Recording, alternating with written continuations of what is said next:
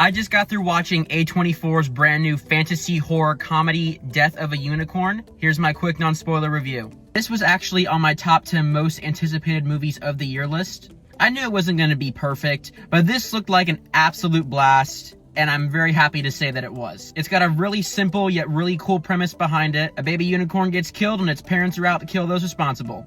Mommy's very angry. It's actually such a fantastic premise for a movie, I'm surprised it wasn't thought of sooner. The cast is very solid. Jenna Ortega is great as always. Will Poulter's character was a spoiled rich mama's boy. He's not the most likable character, but he had some really good scene stealers. And speaking of scene stealers, one person who I don't think will get enough credit here is Anthony Carrigan as the butler. A lot of the film's best comedic bits come from him, and he's probably the most realistic character in this entire film. The unicorns themselves look really good.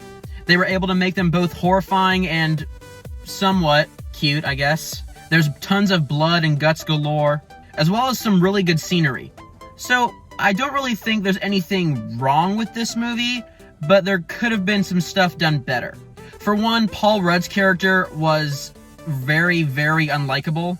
I'm not really sure if it was his performance or the writing, but I just didn't like him at all. I'm probably the only person who's ever gonna make this connection, but for some reason he just reminded me of the dad from Chicken Little. And I also thought some of the unicorn's abilities could have been expanded upon more. Although it wasn't perfect, Death of a Unicorn was an absolute blast, and to be honest, this is the kind of movie that I want to go to the theater to see. I'm gonna give Death of a Unicorn an 8.5 out of 10.